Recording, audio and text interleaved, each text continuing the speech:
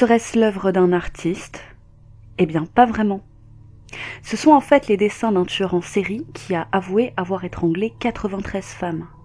Et même si une cinquantaine de cas ont pu être résolus, il a dessiné le reste de ses victimes pour qu'elles puissent, peut-être, un jour, être identifiées.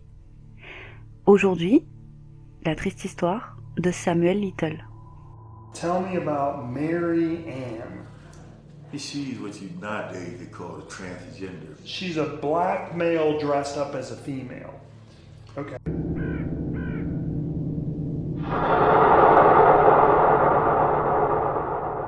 Nous publions de nouvelles vidéos chaque semaine, alors n'hésitez pas à vous abonner. Samuel Little est né le 7 juin 1940 à Reynolds et il grandit à Lorraine. Sa mère prostituée n'est pas en mesure de l'élever, alors c'est sa grand-mère qui s'en charge. Et dès le collège, il a des problèmes de discipline, sans compter ses résultats scolaires qui sont catastrophiques. Et c'est au lycée qu'il sera arrêté pour la première fois pour violation de domicile et envoyé dans un centre correctionnel juvénile.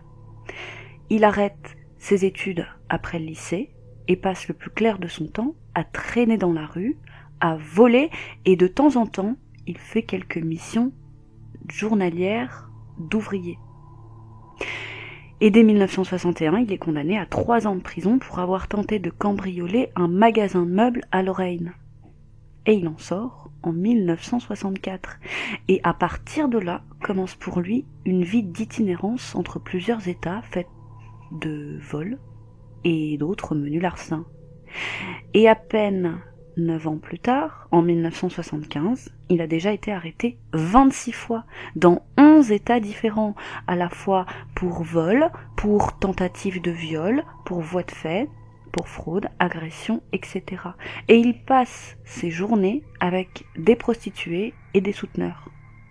Mais tout s'accélère en 1982 quand il est arrêté pour le meurtre de Melinda Lapre, une prostituée de 22 ans disparue la même année.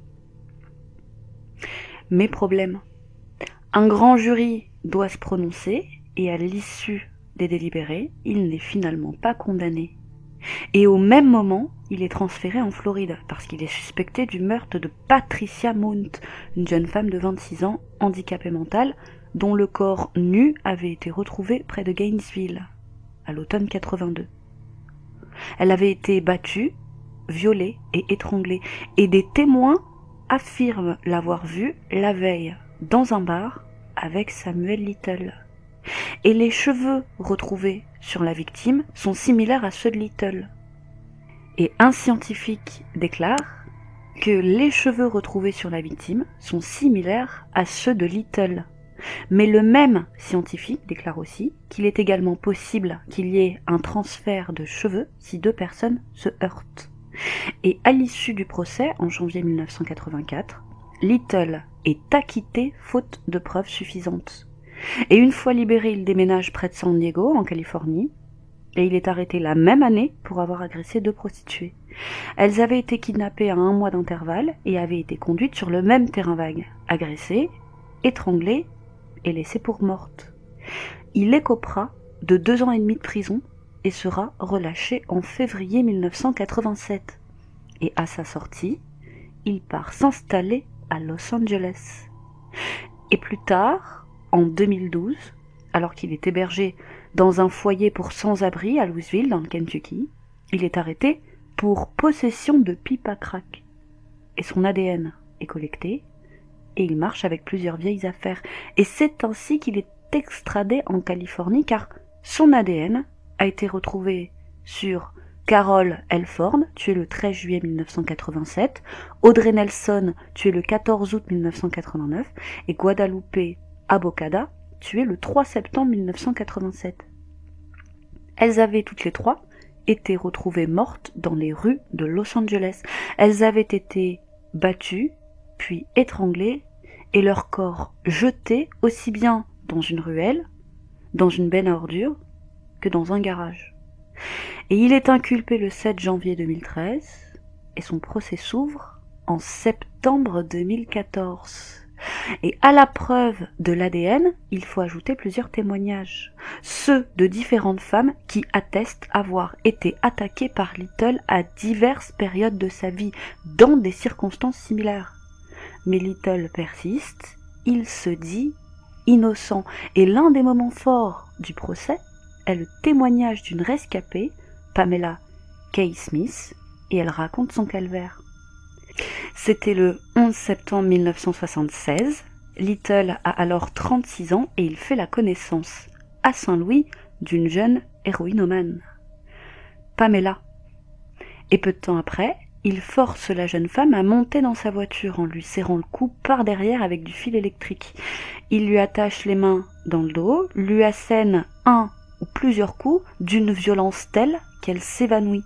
Samuel Little s'est ensuite rendu dans un endroit à l'abri des regards et il l'a violée, avant de jeter son corps à l'arrière d'une maison. Mais elle se réveille, constate qu'elle est nue des pieds à la taille et hurle à l'aide. Les officiers retrouveront quelques instants plus tard, à quelques rues de là, Little qui était tranquillement assis dans sa voiture et qui avait avec lui les bijoux et les vêtements de Pamela. Little, arrêté, a nié avoir violé Smith, il l'a juste battu, dit-il, mais il a été reconnu coupable de voies de fait dans l'intention de violer, et il est condamné à seulement 3 mois de prison ferme. C'est une très légère peine, probablement due au profil de la victime, profil qui ne l'a pas aidé, elle est héroïnomane. Et lors du procès, il y a aussi le fils d'une des victimes qui se manifeste. C'est le fils de Guadalupe, un certain Tony Zambrano. Il avait 17 ans lorsque sa mère est morte, elle était partie boire un verre un soir, et elle avait été tuée. Mais il ne savait pas par qui. Il dira « Ma mère devrait être vivante aujourd'hui.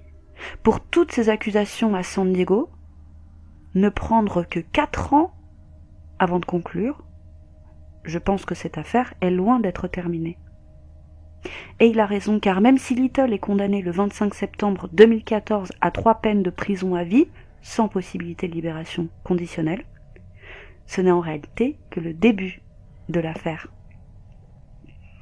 Alors qu'il est tranquillement en train de croupir dans une prison, les enquêteurs ont poursuivi leurs enquêtes, persuadés que la liste des victimes est bien plus longue qu'elle n'y paraît. Et il est approché par des enquêteurs du Texas. Et lui, qui niait tout en bloc, se dit à présent disposé à parler, à la condition qu'on l'autorise à changer de prison. Et c'est le ranger texan James Holland qui le fera avouer. Sur plus de 700 heures d'entretien, soit 48 jours d'entretien, et c'est avec du Dr Pepper et des pizzas, qu'il réussira à l'amadouer.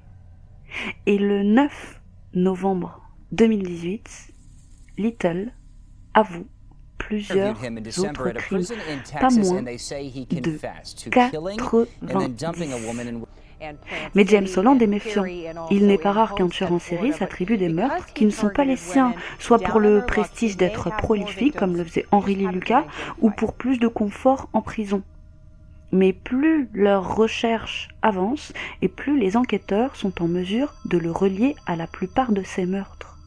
Et en plus, c'est toujours le même mode opératoire qui lui a permis de passer entre les mailles du filet. Comme c'est un ancien boxeur, il n'avait pas besoin d'armes. Alors il assénait un puissant coup de poing à la victime qui perdait connaissance, à la suite de quoi il l'étranglait à main nue. Le mobile était sexuel, parfois il se masturbait en étranglant ses victimes, d'autres fois il les violait carrément, mais en l'absence de coups de couteau ou de blessures par balle, et à cause des profils marginaux des victimes, beaucoup de ces décès n'ont pas été classés comme homicides, mais attribués à des surdoses de drogue par exemple, ou encore à des accidents, et parfois même à des causes naturelles. Ajoutez à cela que la plupart des crimes avaient eu lieu dans les années 70-80, avant que la police ne puisse utiliser l'ADN. Et Little dira qu'il était persuadé de ne jamais se faire prendre, car il pensait, je cite, qu'aucune de ses victimes n'allait manquer à qui que ce soit. Il tuait des prostituées, des drogués, des SDF. Il ajoutera même « Je n'ai jamais tué de sénateurs, de gouverneurs, de journalistes importants. Non, rien de ce genre. Eux, vous les tuez, et c'est partout aux infos le lendemain. Non, moi je suis resté dans les ghettos. » Et c'est ainsi que plusieurs vieilles affaires sont élucidées. Je ne peux pas toutes vous les citer, ce serait trop long. Mais il y a par exemple le meurtre de Fredonia Smith, âgée de 18 ans, qui avait été étranglée, le meurtre de Dorothy Richards, âgée de 55 ans, commis en 82, ou encore celui de Daisy McGuire, âgée de 40 ans, commis en 96. Les 2 corps avaient été retrouvés à Houma, en Louisiane. Il y a aussi le meurtre de Julia Critchfield, âgée de 36 ans, retrouvée à Gulfport en 1978. Son corps avait été abandonné près d'une falaise. Nancy Carol Stevens, 46 ans, Evelyn Weston, 19 ans, Rosie Hill, âgée de 20 ans, qui avait été retrouvée dans le comté de Marion, en Floride, en 1982, etc., etc. Et c'est tout naturellement dans ce contexte que le cas de Lapry, pour lequel il avait été acquitté, est rouvert dans le Mississippi. La liste est tellement longue et les recoupements sont permis grâce à 2 choses. La première, c'est le VCAP. C'est une unité chargée de l'analyse des crimes violents et sexuels en série. Pour vous faire une idée, par exemple, une Jane Doe retrouvée morte dans une allée de la Nouvelle-Orléans pourrait ressembler à un événement isolé. Mais une fois entré dans la base de données, VCAP, examiné avec d'autres morts mystérieuses ou des personnes disparues, des schémas apparaissent et relient les crimes les uns aux autres. Le VCAP ajouté, et c'est la deuxième chose, à l'excellente mémoire de Little, un enquêteur dira, c'est un homme avec de grandes capacités intellectuelles, doté d'une mémoire photographique impressionnante. Et les agents du FBI sont stupéfaits de constater à quel point Little se souvient avec précision des victimes et des meurtres. Il se souvient de quelle voiture il conduisait, d'où il était, mais ce qui pose problème, ce sont les dates. Il a du mal à se souvenir. Tell me about Northern Kentucky, the girl that you met in Columbus. So you meet this girl, I guess you're at a strip bar downtown Columbus. I went on my car, and this white girl come out behind the building. And I'm in my trunk. She walked over to me, say, come on, y'all, can you take me to Miami? Describe this girl to me. She white, black, what she look like? She was white, blonde hair, dishwater blonde, they go. How old do you think she was? Oh, she was about 25. Okay. You mentioned before that you said she kind of had like this hippie aura to her. Yeah, she did give you a hippie feeling. I think she was some kind of hippie. Mais parmi ces 90 victimes, il y en a plusieurs dizaines qui restent non identifiées. Samuel Little se souvient d'elle, des crimes, mais impossible pour les enquêteurs de mettre la main sur ses affaires, et encore moins d'identifier les victimes. Alors Samuel Little, qui adore le dessin, se met à les dessiner une à une, comme les composites des Jane Doe. Il pourrait éventuellement servir, et ces dessins sont impressionnants. La mémoire de Little est restée intacte. Beaucoup auraient oublié la silhouette, le visage, la couleur des yeux, mais pas lui. Étonnant, après tant d'années. D'ailleurs, à la question « Ça ne vous fait rien de savoir qu'il y a probablement d'autres personnes qui ont été condamnées pour vos meurtres ?» il dira « Il y en a probablement quelques-uns en prison. Si je peux les aider à sortir, peut-être que Dieu me sourira un peu plus. » North Little Rock. Tell me what that girl looked like. Oh man, I loved her. I forget her name. Oh wait, I think it was Ruth. Okay. She was a heavy set, big old yellow gal, and had buck teeth. It had a gap between the teeth, that's what it was. And she was like honey colored skin, and she had like her hair was not really long. It was. How tall do you? Now, where did you meet her at? Okay, down in the crack house. Her and about 6 other girls were sitting on the porch. The dude selling crack in there. I stopped to go in there. I seen the girls, that's why I stopped. We stayed together 2 days or more. I think about 3 days. We was going shoplifting. We went to Sears. We went to Kroger's, and that's where I got busted. Mm-hmm. They took me to jail, and she went and stayed in the car. And the manager of Kroger's, I guess he got tired of her laying up on his property in that car. He called the station where I was at in North Arkansas to drop the charges. Mm-hmm. So he can come down and get this gal and car out of here. They cut me loose. So we was headed toward with that place where Walmart's original store been. I whooped off the road and back into that little woods. There was a cornfield back there. I pulled through it, and on the other side of the cornfield was a trash pile. I parked the car facing out where I could see anybody coming in. So I pulled her out of the car.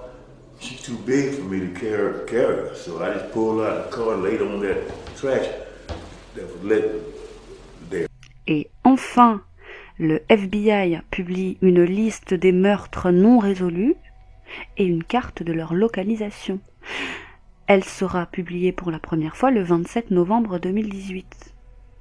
Et tous ces dessins ne sont pas sans rappeler ceux de John Wayne Gacy, qui du fond de sa cellule dessine des autoportraits de clowns qui sont exposés et vendus à prix d'or dans le monde entier.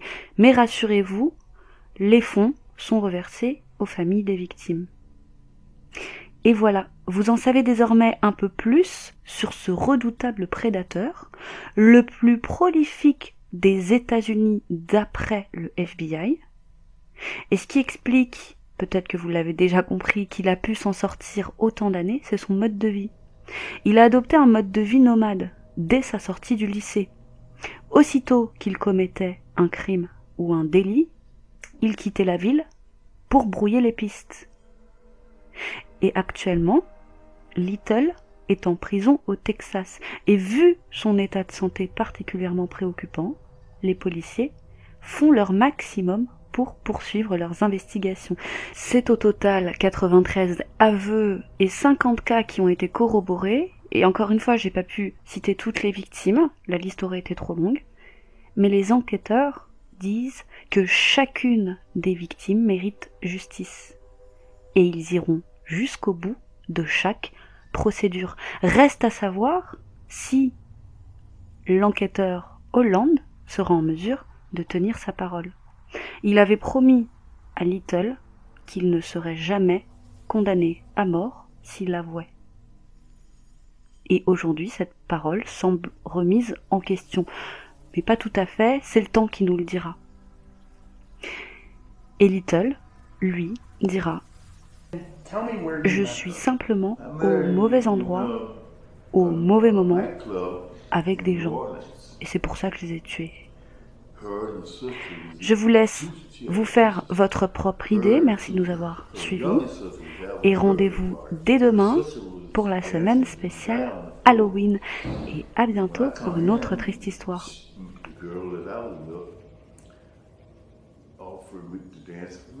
And while we were dancing, she said, you want to go riding after this, after the party's over?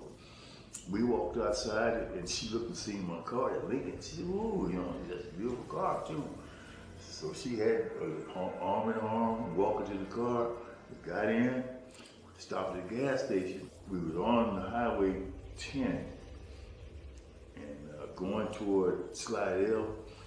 I seen the sign say Little Woods. Mm-hmm. So I cut off, I took off the exit, went, and that sure enough was the road leading into the woods.